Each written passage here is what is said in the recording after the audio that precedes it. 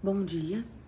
É, eu sonhei com um arrebatamento no dia 14 de janeiro e eu preciso contar para vocês.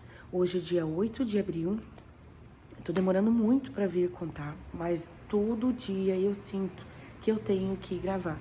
Então hoje eu nem me arrumei, só botei um grampinho no cabelo, botei o cabelo pra frente e vim aqui. Porque se eu for esperar eu estar arrumada, eu vou acabar não gravando, porque acontece um monte de coisa. Eu fui gravar hoje, vocês não acreditam, nem a câmera abria. Eu tive que orar, perguntar, Senhor, o Senhor quer que eu fale?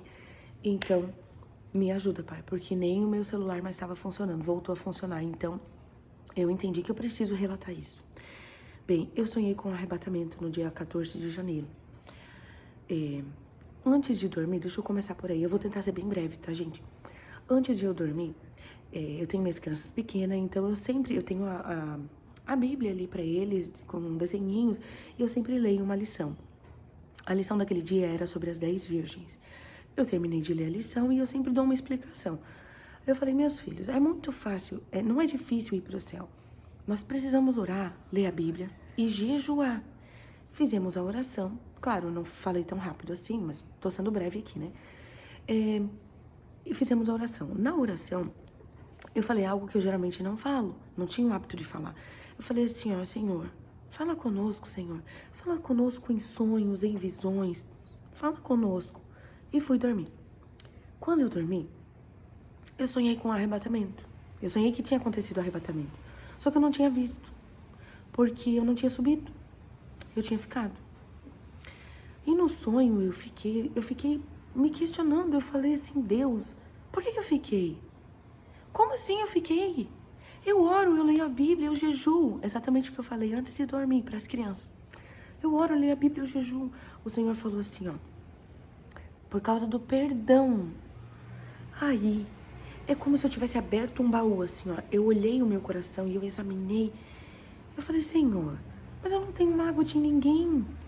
Porque eu tava pensando naquelas mágoas grandes, sabe? Quando uma pessoa te fere algo muito difícil, faz algo ruim pra você, você fica sem falar com aquela pessoa. Eu tava pensando nisso. Eu falei, Senhor, eu não tenho mágoa de ninguém. Aí o Senhor falou das coisas pequenas que acontece no dia a dia, tu guarda no teu coração. E o Senhor falou até da pessoa que eu guardava. Aí, nisso, uma pessoa abriu a porta da minha casa, porque eu tava em casa.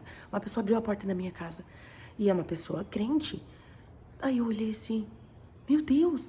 Ela falou, tu acredita que eu fiquei por causa do perdão? Aí eu fiquei desesperada. Comecei a ficar desesperada. E daí eu falei assim, ó, meu Deus, eu devia ter comprado um sítio bem longe pra nessa hora eu ir morar pra lá, porque agora vem muita coisa difícil, muita coisa ruim. Eu tô falando baixo, porque a minha filha tá dormindo, tá? Então eu tô falando assim, vem muita coisa ruim. Apareceu 2 rapazes na minha casa. Esse aqui falou pra mim assim, ó, não, essas coisas que falam da grande tribulação, que vem muita dificuldade, isso não vai acontecer. Esse aqui falou, isso não vai acontecer, porque esse me disse usando a Bíblia. Ele me mostrou que é mentira, que isso não vai acontecer. Só que o detalhe é que esses 2 também tinham ficado. Aí, nisso, apareceu um pastor na porta da minha casa. E o pastor falou assim, ó, gente, muita gente ficou. Tem muita gente na cidade que ficou. E a gente precisa pregar, porque ainda vai dar tempo. Tempo depois da grande tribulação, no sofrimento. Então eu entendi, ele estava me explicando isso pra gente evangelizar ainda essas pessoas. Eu falei, eu vou. E me virei. Tinha uma pessoa na minha sala. Eu falei, vamos? Essa pessoa falou pra mim, eu não. Eu acabei de comprar essa casa. Capaz que eu vou deixar essa casa e sair abandonar a casa assim. Eu falei, tu não vai, mas eu vou. E acordei. Quando eu acordei, eu comecei a escrever, porque eu sabia que aquele sonho era importante. Eu sabia que não era eu sonhando, eu sabia que Deus tinha me dado aquele sonho. Tava me mostrando. Aí eu comecei a escrever. Eu pensei, não, eu vou escrever porque é capaz de eu esquecer. Mas não tem como, irmãos. É uma coisa muito importante e eu não esqueci. Foi dia 14 de janeiro, hoje é dia 8 de abril. Eu demorei um monte para vir gravar, mas eu sinto todo dia que eu tenho que gravar. Eu escrevi, conforme eu fui escrevendo, eu fui analisando a minha vida. Eu chorei tanto, eu chorei muito, porque é muita verdade. O que o Senhor me mostrou, se o Senhor tivesse voltado aquele dia, eu não teria subido. Eu tenho certeza disso, porque eu comecei a me analisar.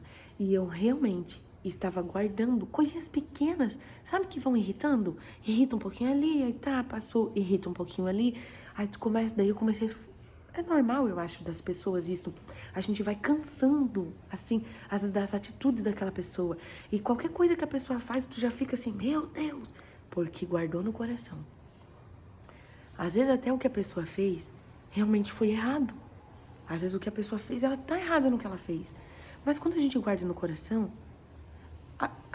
nós nos afetamos a nós mesmos. A gente guardou, então a gente não perdoou. Se Jesus tivesse voltado naquele dia, eu não teria subido por causa disso, porque eu estava guardando no meu coração. Então eu preciso passar essa mensagem, porque às vezes você também está guardando, porque as pessoas com quem eu conversei falaram a mesma coisa. Meu Deus, Jana, eu não tinha percebido, porque são coisinhas pequenas, mas eu também guardo no meu coração. Então, quando acontece alguma coisa, a gente ora, Senhor, meu Deus, me ajuda, porque tem coisa que é difícil de perdoar, tá? Tem coisa que é coisinha simples, mas tem coisa que as pessoas fazem pra gente que é difícil de perdoar.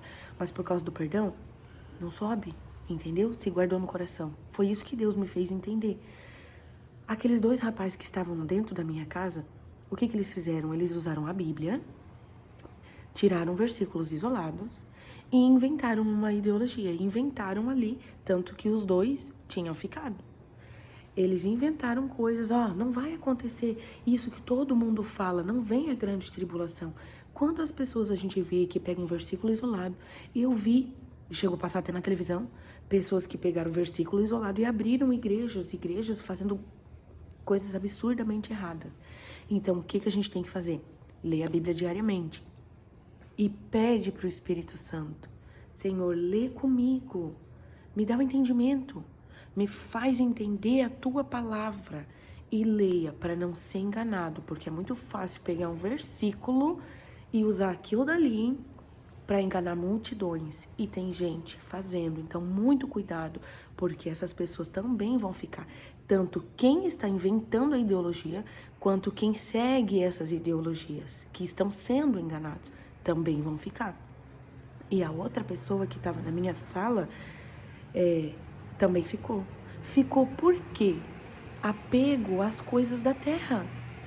Trabalhar é importante, conquistar é importante também, a gente também precisa. Só que o nosso foco é o céu e não a terra. No sonho a pessoa falou assim, capaz que eu vou deixar a minha casa para ir. Então, o apego às coisas materiais é muito importante a gente se exercitar, cuidar bem do nosso corpo. É importante a gente trabalhar, adquirir as coisas, conquistar, passear também. Muito importante a gente ajudar os outros com o dinheiro que Deus, que a gente consegue no trabalho, que Deus nos abençoa. Mas o nosso foco não é a terra. O nosso foco é o céu. Porque essa pessoa que estava ali falando da casa, ela também tinha ficado.